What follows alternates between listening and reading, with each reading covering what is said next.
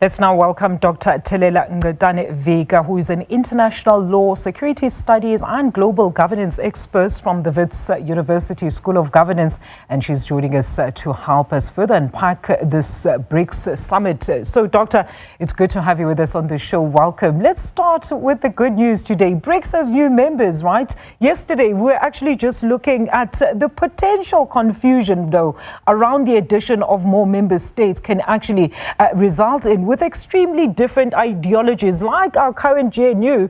BRICS has new members and is constantly expanding. So what are the potential risks of these additions from a policy or sovereignty point of view? Thank you so much, and good afternoon to you and the viewers, SABC viewers. I'm also joining from Rio, engaged with the BRICS discussions.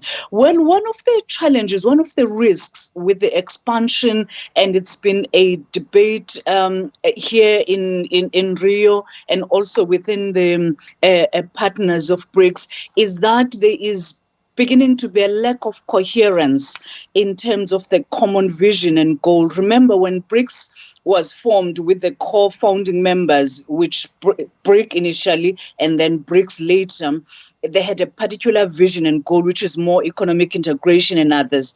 But now with the expansion, you're bringing member states from various regions with certain alignments and also sometimes misalignment. So BRICS, I think this particular BRICS here in Brazil is going to be challenged. How you find synergy, how do you converge on a number of issues, especially in this climate globally, the global shift. Absolutely, Doctor. I mean, leaders have already started gathering there yesterday in order to kickstart the Brazil summit. But what are you expecting from Team South Africa to actually rank high on its agenda when it comes to issues of infrastructure and financing of our projects through, of course, the development bank? I mean, the issue of how climate change is actually impacting our aging infrastructure is really a serious one, and it really needs special attention. But what are other immediate needs as a founding member state, and while we currently preside over the G20, fruitful platforms, I suppose, for serious re-establishing of South Africa among top global achievers as a developing nation?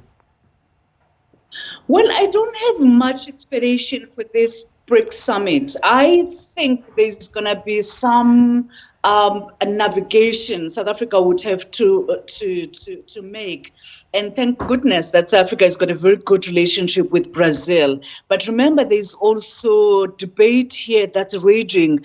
The fact that the president of China, Xi Jinping, won't be coming. That on its own, it's a first in the past 12 years or so, that he has never attended a BRICS summit. So that also brings a shadow into this particular summit. Of course, you've got President Putin, who perhaps is not attending for reasons that could be related to, the ICC matter, warrant of arrest, that kind of thing. So South Africa will have to navigate those dynamics, because within the expanding BRICS, you've got dynamics between China and India. You've got dynamics of new members like UAE, Saudi Arabia, who may be Iran, who may have some dynamics, that you need to navigate. But I suppose South Africa would have to continue agitating for its own interests, but you can't do so without appreciating the complexities, the dynamics of a BRICS, especially the expanded BRICS. Of course, you're raising a critical point that there's a G20, so I'm sure South Africa would also be lobbying members from the global south to support them, especially given the uncertainty on the G20, especially against President Trump as issues with South Africa. Let's talk about those issues there, Doctor. I mean, we had a pleasure of hosting the Austrian president here, the first ever to visit South Africa yesterday. How important is it then for South Africa to further expand its global footprint on a wide range of issues like policies, peace and security, among all the issues that we're currently tackling head on? It's incredibly important. And remember, also Europe, apart from the fact that Austrian government has been very supportive to us during the struggle years, but we also have history with Europe in general as Africans and also South Africa. And during the struggle, we got so many support from Sweden, amongst many countries.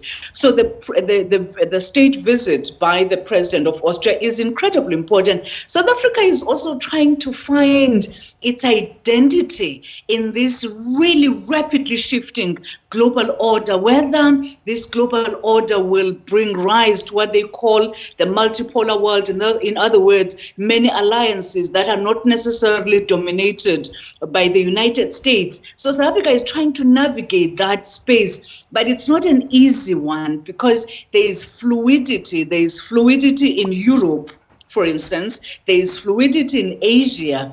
There is fluidity even within BRICS. So South Africa has to play its cards very, very well. But I suppose the president and the South African delegation are really alive to those dynamics, that they need these alliances. They need these allies. It's important for South Africa to have them because you already have issues on the other side of the Atlantic. Doctor, I'm glad that you pointed out when we started this interview that you're actually joining us from Rio de Janeiro, and you actually have highlighted that it looks set to be a very different BRICS gathering or summit this year. Let's expand on that. I mean, since you're on the ground, are you getting a sense of nonchalantism, either as a sign of the waning group's value? This is, of course, in relation to India-China tensions, as well as India's proximity to the United States. I mean, should we at all be worried about the consistency of the bloc, Doctor? Yes. What I'm hearing on the ground, you would maybe categorize them as two views.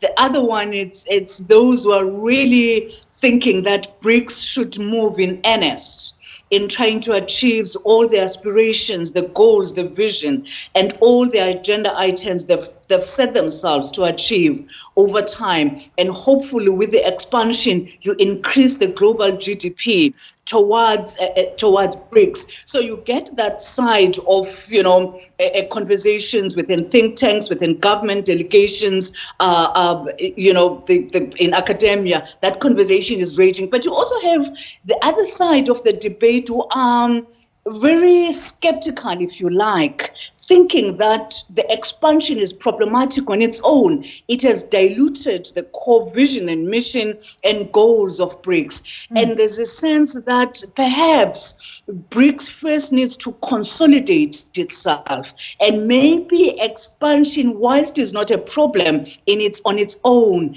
but there isn't really maybe clear frameworks, maybe clear goals, maybe clear mission to achieve, especially when you look at the relationships, the dynamic relationships. We've got a China-India relationship problem. And of course, we just coming from the Iran war with Israel. And you've got a relationship between Russia and Iran. Of course, you've got South Africa navigating itself. And also, there's also a critique on South Africa amongst members of within the continent that South Africa is not necessarily embracing of other member states in the continent of Africa. Of course, it remains to be seen because we've got Egypt and then Ethiopia having joined the expanded BRICS. So it's a really a compendium of different views, but I am getting a feeling, even from the sessions that I had the honor of participating, that people are not really expecting much from this summit.